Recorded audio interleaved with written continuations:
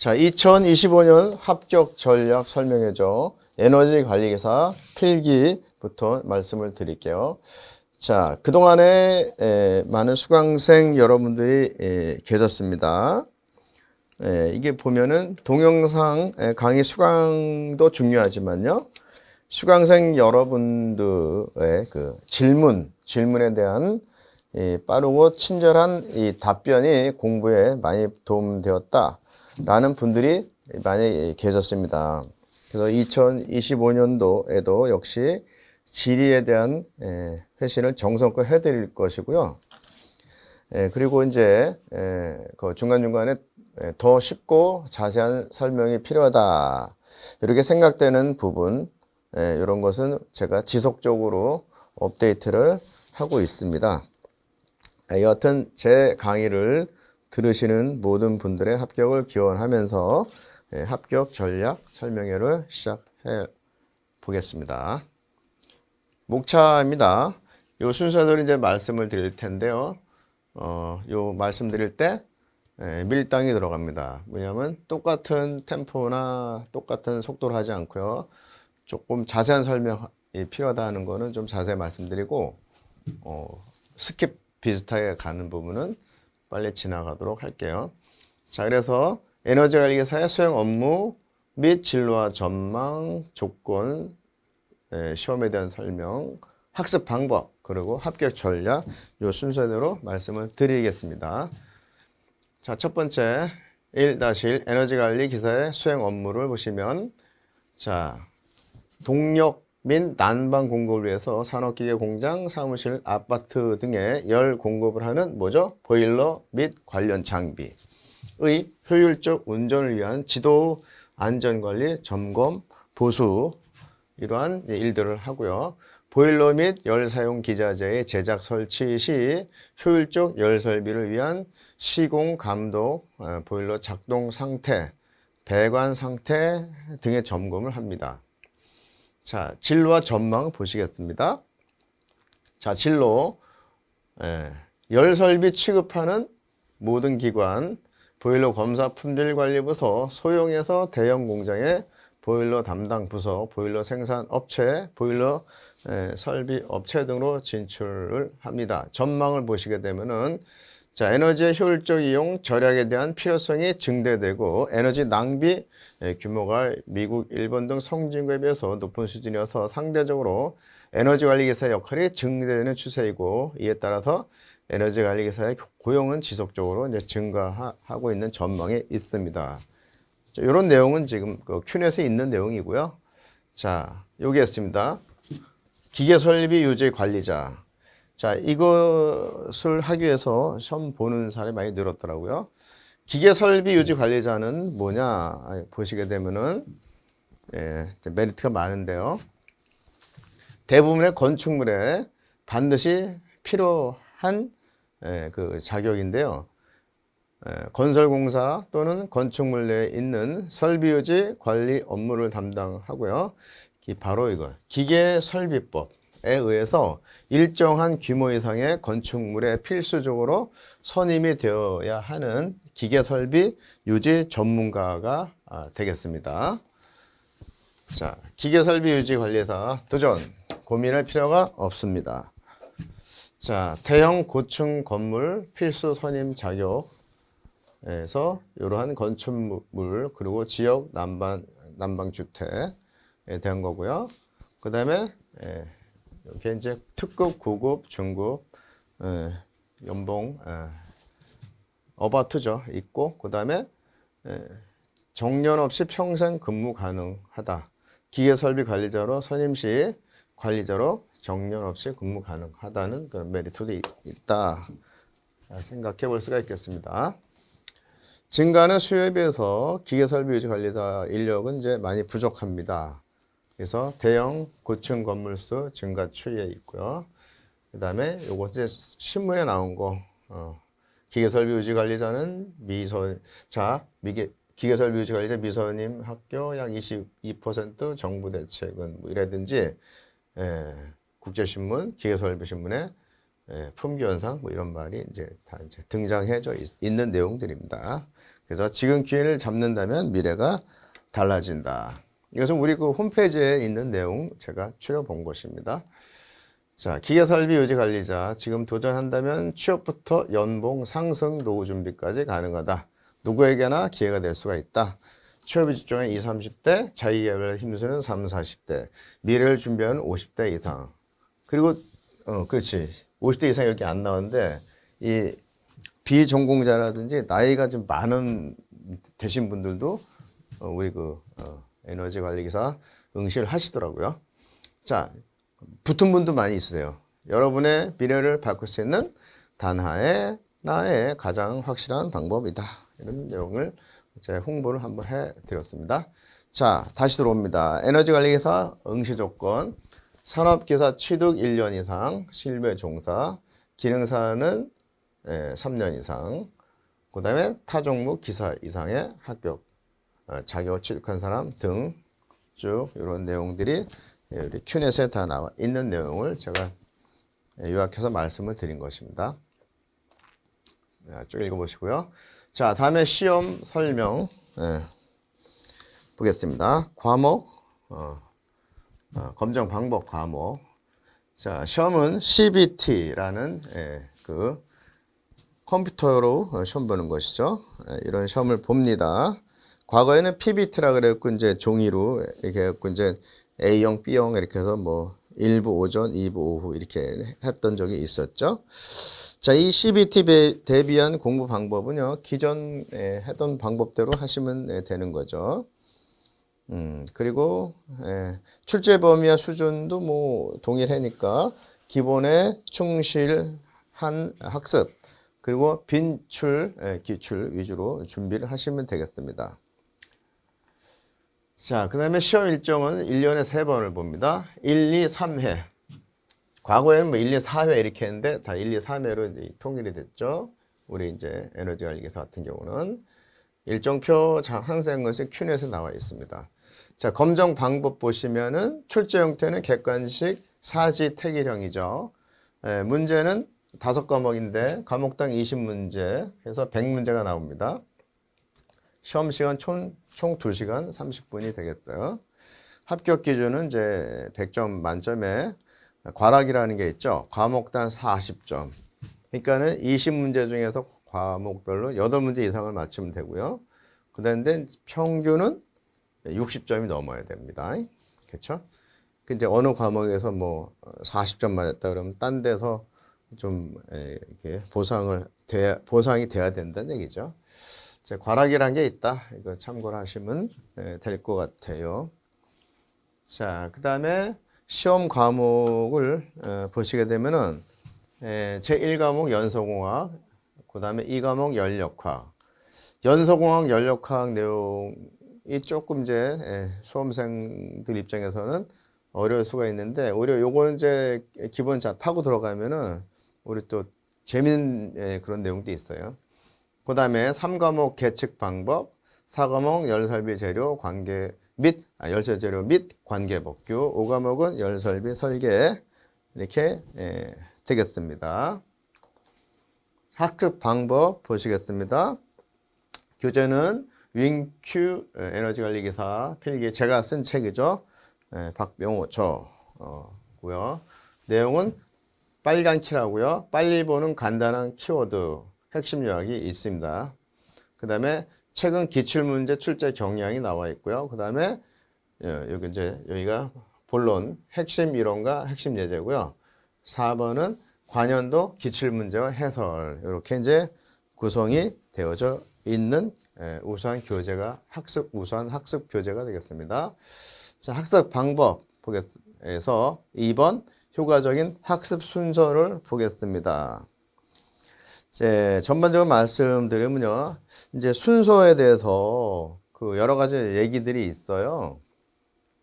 예를 들면은, 기본을 익히기 위해서 이 원리를 알아야 되니까 연력학부터 해야 된다는 이런 얘기들이 많은데 꼭 그렇진 않아요. 왜냐하면 연력학 먼저 하다가 보면은 좀 지칠 수가 있거든요. 그래서 제가 추천하는 것은 그냥 시험 순서, 과목 순서대로 해도 괜찮다고 생각이 들어요. 그래서 연소공학, 연력학, 계측 방법, 열설비 재료 및 관계법규, 열설비 설계 이렇게 이제 공부를 하다 보면은 처음에 연소공학이라는 거 연소 뭐 그 산소와 반응하는 거잖아요. 간단히 얘기하면은. 근데 하다 보니까 연력학적인 그런 내용이 나와요. 어떤 공식이라든지 어떤 그 데이터들이 나오거든요. 근데 많이 나오질 않아요. 예를 들면은 뭐 이상기체 상태 방정식이라든지 기체 상수에 대한 얘기가 나오거든요. 그 밖에 몇 개가 안 나와요. 근데 그거 나올 때는 연속과 문제 시작할 때요. 아, 이렇구나 하고 넘어가도 돼요. 왜냐면 두 번째 연력학 할 때, 그 연력학 내용이 쫙 나가면서 거기 또 나오거든요. 근데 연력학에 있는 내용이 전부 다, 아니, 많은 부분이 연속학에 나오는 건 아니에요. 그러니까는 제 생각으로는 연속공학, 연력학, 계측 방법, 열설비 재료, 재료 및 관계법규, 열설비 이런 순서대로 해도 문제가 없다 생각이 됩니다. 그래서 지치지 않는 학습 방법. 왜냐하면 하고 우리가 또 반복 학습을 하잖아요. 충분합니다. 그런데 제가 드린 말씀은 제 얘기고 개인에 따라서 조금씩 학습 방법이 다를 수가 있죠. 왜냐하면 자신 있는 과목이 있고 없는 과목이 있고 전공자가 있고 비전공자가 있고 또 젊은 분이 있고 연세나 많은 분이 있고 여러 가지 종류의 수험생들이 계십니다. 그래서 참고하시고요. 제가 드린 말씀은 자, 그 다음에 세 번째 과목별 출제 경향 분석을 봅니다. 맨 처음에 연서공학을 보시게 되면은 연소 이론에서 75%, 연소 설비에서 25% 정도 나오고요. 연력학은 기초 부분에서 10%, 법칙 15%, 이상기체와 관련 사이클 한 45%, 여기서 많이 나오죠. 그 다음에 공기와 증기, 냉동 사이클에서 30%가 출제가 되고 있습니다. 계측 방법에서는 계측 일반 및 자동 제어가 35%, 유처 측정, 아무래도 측정 쪽이니까 이게 65%가 출제가 되고 있습니다. 그 다음에 열설비 재료 관계법규에 대해서는 재료 50%, 법규 50%, 각각 10개씩 나와요. 어떤 강사분은 아직도 옛날 거 업데이트 안 하셔가지고 일부 나온다고 하는 분이 있어요. 옛날에는 그랬는지 모르는데 제가 알고 있는 옛날 문제도 그렇게 나오지 않았어요. 잘못 말씀하신 것 같고 50대 50이야. 보면은 법규라니까 이제 우리가 이해하거나 뭐 이렇게 원리를 하는 게 없잖아요. 쉬워 보이잖아요. 이게 쉽지가 않습니다. 우리가 뭐 과학적으로 해서 한 게 아니고 법을 규정한 것 때문에 이게 외워야 돼. 그래서 이제 좀 이따 이거 어떻게 하는지 말씀을 드릴 거고요. 뭐 그런 정도가 되는 것이고, 그렇죠? 그 다음에 열설비 설계 일반 에서 일반적인 게 25%, 그 다음에 기계 설계 내용이 한 30%, 그 다음에 열공학 설계 15%, 수질및 안전관리 한 30%. 요거는 있잖아요. 요 자체 필기에서는 그렇게 어렵게 나오진 않아요. 근데 이게 이제 그 횟수마다 약간의 난이도가 좀 약간 이동되는 경우가 있고, 요게 이제 실기할 때 잘 알아야 되는 내용이기 때문에 필기 때 좀 잘해둘 필요가 있는 그런 내용입니다. 자, 그 다음에 필기시험 합격 학습 방법 실전 대책 한번 보겠습니다. 자, 되고 요거는요 일단 요거 과목별 목표 점수와 합격 전략 요거 말씀드리기 전에 요거 4번 간단히 말씀드리면요. 아무래도 첫 번째는요. 기출문제 중에서 자주 출제된 내용을 완벽하게 숙지하는 게 중요합니다. 그리고 뭐 중요한 사항 있잖아요. 그거 암기, 체계적 이해, 집중 기본이죠. 그 다음에 셀프 스터디 하시고 그 다음에 온라인 있죠. 제가 하는 거. 저자 직강의 이 알찬 강의를 수강합니다. 이 두 개가 병행이 돼야 됩니다. 그 다음에 이제 문제 풀 때 있잖아요. 자신이 있는 문제 있죠. 먼저 풀고요. 그 후에 나머지 문제들에 대해서는 그 중에 이제 시간이 덜 걸린 문제 있죠. 이걸 먼저 풀고 어렵고 시간이 많이 걸린다 하는 거는 나중에 풀고요. 근데 그렇게 하되 종료 시간 직전까지 못 푼 문제가 있다 하면은 못 푼 문제 그대로 답안지 제출하지 마시고요. 감점 없기 때문에 반드시 답을 표시해서 제출을 하세요.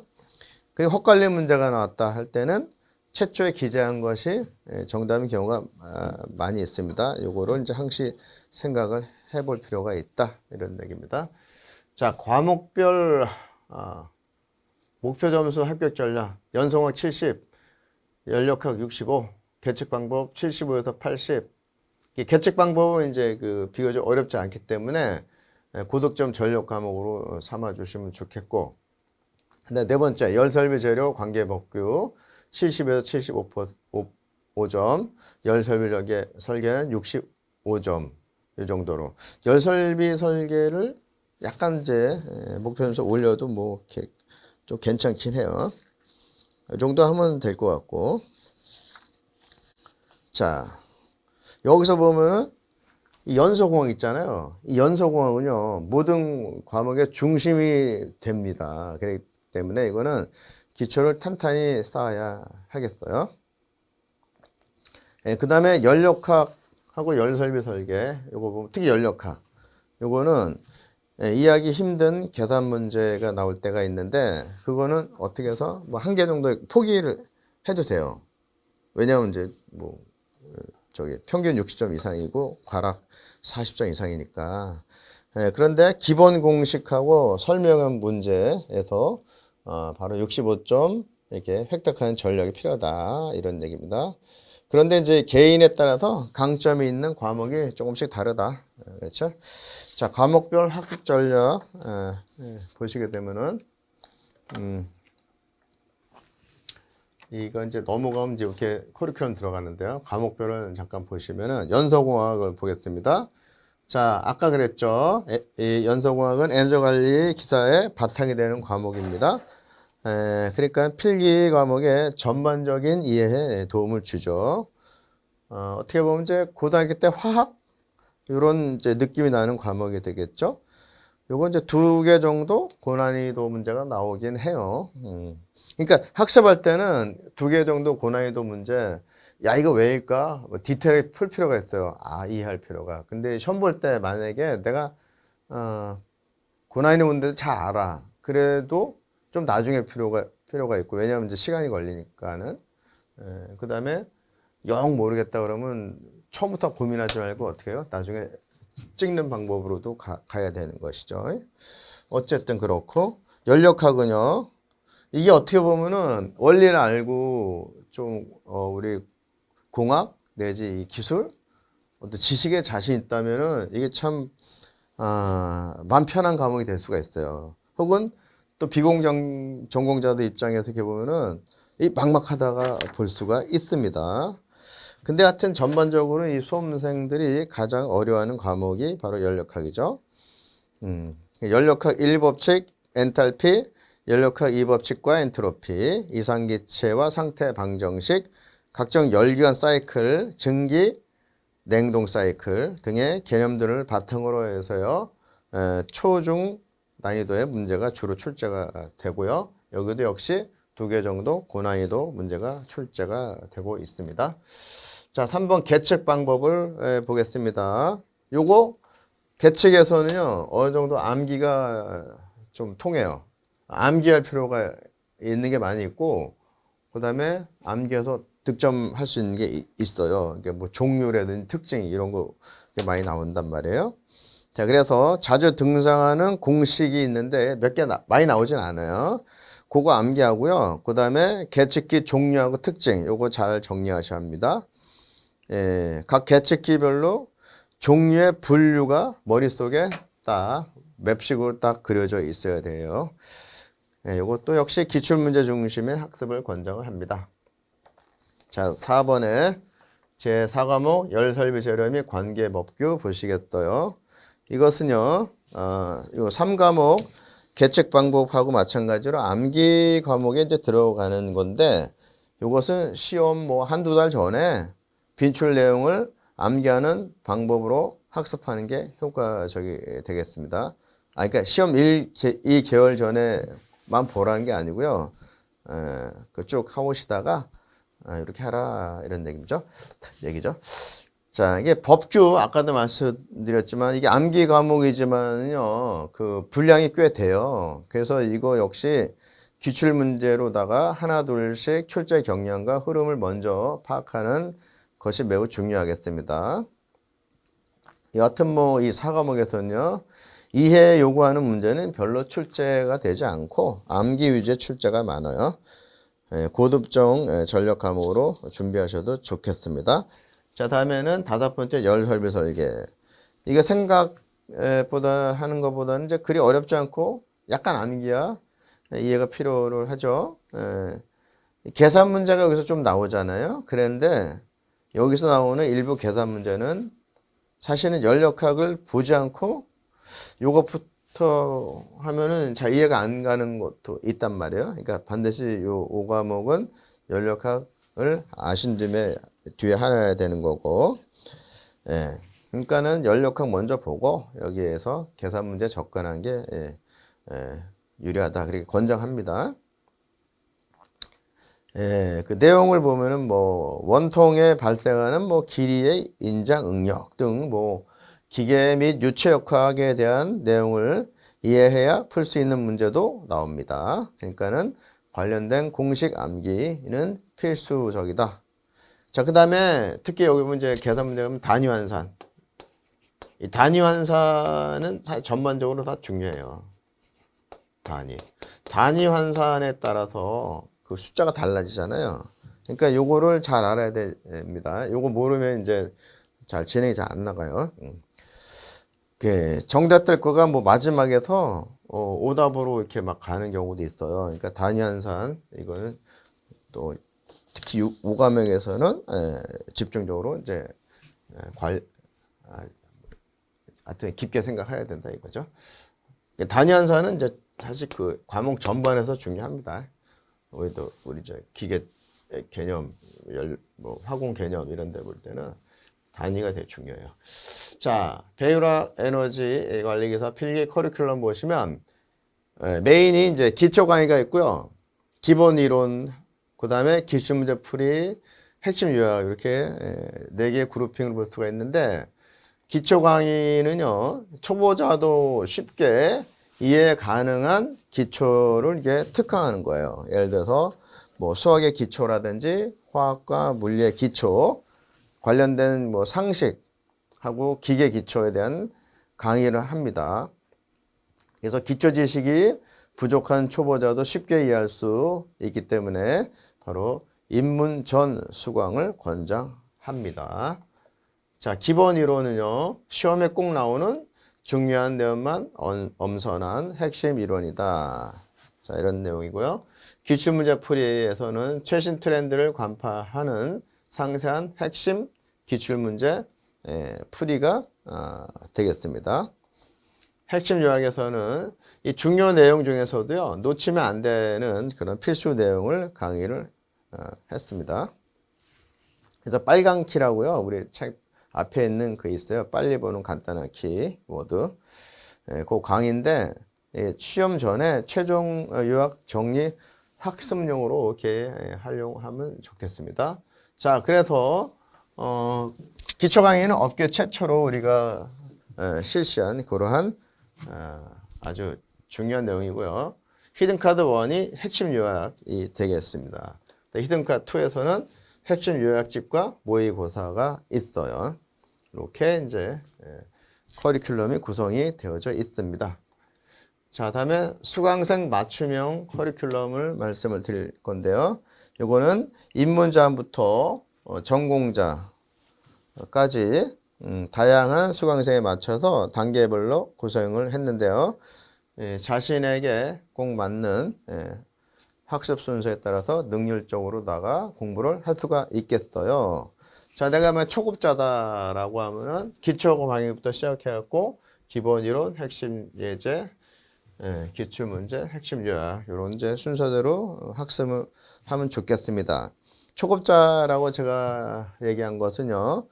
에너지관리기사 시험에 처음 도전해가지고 기초 지식이 충분치 않은 분들 혹은 뭐 비전공자들 이런 분들 그래서 기초 강의를 통해서 기본 갖추고 시험의 기초적인 감각을 느낄 수가 있다 이거죠. 이런 분들은 이렇게 이제 하면 중급자는요. 기초 과목을 들어도 좋고 내가 중급이다 그러면 안 들어도 뭐 괜찮겠습니다. 나머지 쭉 들으시고요. 상급자는 기초 들을 필요가 없죠. 나머지는 들으면 되겠습니다. 그러니까 중급자는요.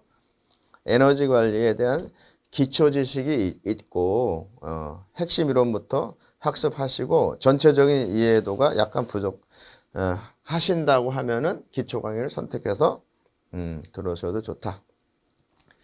고급자, 상급자 이분들은 뭐 설명이 별로 필요가 없지만 한번 말씀드리면 에너지 관련 뭐 전공자 또는 에너지 관리에 대한 이해도가 높은 수험생인데요. 이런 분들은 핵심이론 강의 수강을 통해서 단기간으로 이론을 완성하고요. 그 다음에 핵심 예제를 통해서 핵심 이론을 다지고 다시 이후에 이제 기출문제 풀이 등을 통해서 마무리하시면 되겠어요. 이런 식으로 이제 하시면 되겠어요. 그렇죠? 제가 좀 더 놨네요. 이렇게 하시면 되겠어요. 요거를 제가 이제 설명을 드린 겁니다. 초급자, 처음 응시하는 자, 비공종자 이렇게 보시면 되고 중급은 어느 정도 약간 알고 있는 분, 고급은 전공자이면서 특히 연력하게 강한 분 이렇게 생각하면 되겠어요. 간단히 해서도 맞춰서 하시면 된다. 자, 그래서 이러한 배우락만의 효과적인 학습 방법을 통해 가지고 눈앞에 있는 합격에 도달해 보세요. 그리고 수험생활 동안 만나게 된 이제 어려움이 있을 거예요. 유혹이 있고 모두 뿌리치고 합격의 목적이 이끄는 삶 속에서 에너지관리기사 자격 취득의 영광을 맛보시기 바랍니다. 감사합니다. 기계기술사 박병호 교수입니다.